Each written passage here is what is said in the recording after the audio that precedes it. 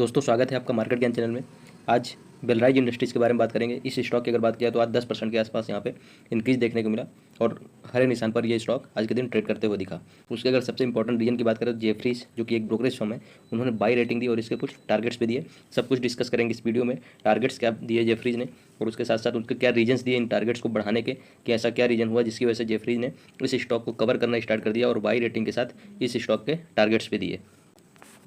तो डिटेल में समझेंगे सब कुछ इस वीडियो में। तो सबसे पहले स्टार्ट करते हैं वेलराइज इंडस्ट्रीज, जो कि रिसेंटली अभी 28 मई 2025 को इस स्टॉक की लिस्टिंग हुई है, आईपीओ आया था इसका। डिटेल में समझा जाए कि आखिर कंपनी काम क्या करती है। सबसे पहले आपको जानना पड़ेगा कंपनी किस इंडस्ट्री से बिलोंग करती है। तो कंपनी ऑटो मैन्युफैक्चरिंग का काम करती है। ऑटो जो पार्ट्स होते हैं, 2 व्हीलर 3 व्हीलर्स 4 व्हीलर्स, इन सब के जो पार्ट्स होते हैं, पार्ट्स में क्या, जैसे चेसिस हुआ, मतलब बॉडी का बिल्कुल फ्रेम एक तरह से माने। उसके बाद एग्जॉस्ट सिस्टम जो हर एक व्हीकल में यूज होता है, एग्जॉस्ट सिस्टम की मैन्युफैक्चरिंग करती है कंपनी। ब्रेक सिस्टम, उसके बाद मोटर्स, बैटरीज, जो कि ऑटो सेक्टर में सारे ही व्हीकल्स में लगभग लगभग यूज होती है।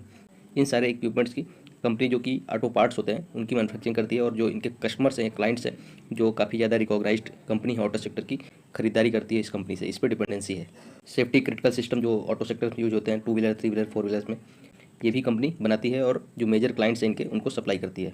तो मेजर क्लाइंट्स की अगर लिस्ट देखी जाए तो काफ़ी अच्छी लिस्ट है, मतलब बड़ी रिकॉग्नाइज्ड कंपनी है, जैसे कि Bajaj auto, Honda, hero MotoCorp, Jaguar land rover जो कि टाटा ग्रुप की कंपनी है, royal Enfield, VE commercial vehicle, Tata Motors, Mahindra and Mahindra. कौन सा ऐसा ऑटो सेक्टर से रिलेटेड कंपनी है जो इनका क्लाइंट नहीं है? मतलब कि हर एक बड़ी मेजर दिग्गज जो कंपनी है ऑटो सेक्टर की, उन सबको अपने ऑटो पार्ट्स की कंपनी सप्लाई कर रही है। मतलब ऐसी कोई प्रॉब्लम नहीं होने वाली है कि इनको कोई कस्टमर नहीं मिल रहा है इनके प्रोडक्ट्स के लिए। तो काफ़ी अच्छी कंपनी है। इसके बाद अगर इस स्टॉक के फंडामेंटल्स की बात की जाए तो मार्केट कैपिटलाइजेशन भी 10,000 करोड़ के आसपास का है और रिसेंटली अभी जैसा कि मैंने बताया लगभग मई 2025 में ही इस कंपनी का आईपीओ आया था वो मार्केट में। इसके साथ अभी करंट प्राइस देखा जाए आज 10% के आसपास इंक्रीज होने के बाद 112 के आसपास यहाँ पे स्टॉक की क्लोजिंग रही है। अगर 52 वीक हाई 114 का है। अगर स्टॉक के करंट पीई की बात की जाए तो 28.2, लगभग लगभग 30 के आसपास, मतलब जो एक स्टैंडर्ड माना जाता है कि स्टॉक का जो पीई रेशियो है, प्राइस टू अर्निंग रेशियो, वो 30 के आसपास रहना चाहिए। तो यहाँ पे कंपनी वो भी लगभग मैच कर रही है। इसके बाद आरओसी और आरओई कंपनी का लगभग 15% के आसपास, दोनों जो कि काफ़ी अच्छा माना जाता है। यहाँ पे सारे ही फंडामेंटल्स कंपनी के काफ़ी अच्छे हैं। उसके बाद फाइनेंशियल्स की अगर बात की जाए तो कंटिन्यू यहाँ पे इंक्रीज देखने को मिला। कंपनी का जो रेवेन्यू है मार्च 2024 में देखें तो लगभग 1,500 करोड़ के आसपास का कंपनी का रेवेन्यू था, जो मार्च 2025 मतलब लगभग एक साल में कंपनी का जो रेवेन्यू है लगभग 50% के आसपास यहाँ पे इंक्रीज हुआ। अभी मार्च 2025 में कंपनी का रेवेन्यू 2,285 करोड़ के आसपास रहा। उसके बाद कंपनी अगर प्रॉफिट देखें तो ये भी लगभग एक्सपोनेंशियल ग्रोथ ही मानेगा, कंटिन्यू हर क्वार्टर में इंक्रीज होते हुए दिख रहा है। मार्च 2024 में कंपनी के जो प्रॉफिट थे 16 करोड़ के थे, जो मार्च 2025 मतलब एक साल में लगभग 7 गुना इंक्रीज होकर 110 करोड़ के आसपास हो गए। तो बहुत ही अच्छा जो है यहाँ पे कंपनी के फाइनेंशियल्स रहे, दोनों रेवेन्यू और प्रॉफिट के भी हाथ पे देखा जाए तो। इसके बाद कंपनी की शेयर होल्डिंग की बात की जाए तो जब लिस्टिंग हुई थी तो टोटल इसकी जो शेयर होल्डिंग थी वो प्रमोटर्स के पास थी 100%। बट अभी इस क्वार्टर में अगर बात की जाए, मतलब 2025 क्वार्टर में, तो प्रमोटर्स की शेयर होल्डिंग यहाँ पे अपना स्टेक कुछ डिक्रीज किया है, जो कि काफ़ी पॉजिटिव चीज़ है, क्योंकि प्रमोटर्स अपना स्टेक सेल करके उसको डाइवर्सिफाई करना चाहते हैं और डाइवर्सिफाई यहाँ पे हुआ। एफआईआई का इंटरेस्ट काफ़ी जो है इस स्टॉक में बढ़ा, लगभग 5.5% के आसपास एफआईआई ने खरीदारी की। जो डोमेस्टिक इंस्टीट्यूशनल इन्वेस्टर्स हैं उन्होंने भी अपना स्टेक इस स्टॉक में जो है 8% के आसपास बढ़ाया है। तो यहाँ पे शेयर होल्डिंग पैटर्न भी काफ़ी अच्छा है कंपनी का और पब्लिक के पास लगभग 13.5% के आसपास इस कंपनी की शेयर होल्डिंग है। इसके बाद अगर जो न्यूज़ की बात किया, जो जेफरीज ने इस स्टॉक को कवर करना स्टार्ट किया और इसके टारगेट्स दिए, तो उसकी अगर बात करें तो टारगेट जो जेफरीज का है वो लगभग 135 रुपीज़, जो कि करंट वैल्यू आज का अगर 10% की रैली को छोड़ दिया जाए, प्रीवियस इसकी क्लोजिंग थी वहाँ से अगर देखें तो लगभग 30% के आसपास का अपसाइड मूवमेंट होता है। मतलब 30% के आसपास ये स्टॉक आपको रिटर्न बना के दे सकता है और वैसे भी लॉन्ग टर्म के लिए बहुत ही अच्छा स्टॉक है। रीजन क्योंकि ऑटो सेक्टर हमेशा ग्रो करते ही रहना है। ऑटो सेक्टर के जितने भी प्रोडक्ट्स हैं उनकी डिमांड बढ़ने वाली है ही।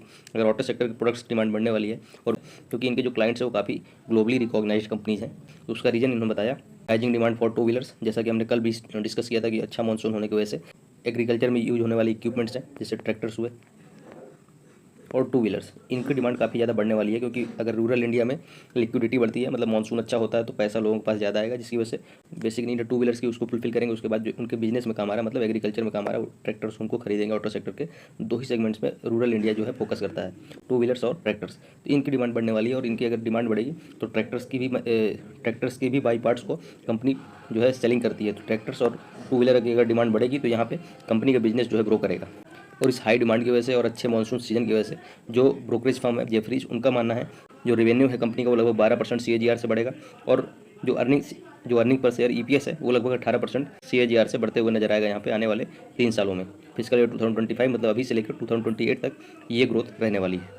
और इनका मानना है कि इनके जो बैलेंस शीट है वो भी जो है इंप्रूव होते हुए यहाँ पे दिखेगी। जो अभी कंपनी का जो नेट डेट है लगभग 2800 करोड़ के आसपास फाइनेंशियल ईयर 2025 में, वो अच्छा होकर इंप्रूव होकर फाइनेंशियल ईयर 2028 में लगभग 600 करोड़ का सरप्लस हो जाएगा, मतलब कैश होगा इनके हैंड में, और जो टोटल डेट है वो ये लोग ख़त्म कर पाएंगे।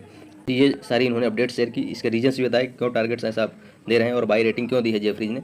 अच्छे मानसून की वजह से जो व्हीकल्स की डिमांड बढ़ने वाली है और जो capital expenditure government of India करने वाली है उसकी वजह से भी ऑटो सेक्टर की डिमांड बढ़ने वाली है। जैसा कि फाड़ा की जो मीटिंग हुई थी, ऑटो सेक्टर का जो एक फेडरेशन है, एसोसिएशन है, उसकी कल मीटिंग थी, उसमें उन्होंने भी ये मेंशन किया था कि आने वाले टाइम में कैपिटल एक्सपेंडिचर की वजह से जो कंस्ट्रक्शन इक्विपमेंट्स होते हैं उनकी डिमांड बढ़ेगी, कॉमर्शियल व्हीकल्स होते हैं उनकी डिमांड बढ़ेगी, और जो अच्छे मानसून की वजह से टू व्हीलर्स और ट्रैक्टर्स की भी डिमांड बढ़ने वाली है। तो इन सारे जो ऑटो सेक्टर के सेगमेंट्स हैं, पार्ट्स हैं, उनकी अगर डिमांड बढ़ने वाली है, उनको अगर प्रोडक्शन बढ़ने वाला है, तो जो वेल इंडस्ट्री जो कि ऑटो पार्ट्स की ही मैन्युफैक्चरिंग करती है उनकी डिमांड डेफिनेटली बढ़ेगी। तो जरूर आने वाले टाइम में इनको जो टारगेट्स दिए गए हैं वो अचीव होंगे और हो सकता है कि और अच्छी रैली आपको देखने को मिल जाए। धन्यवाद, मिलते हैं अगले वीडियो में।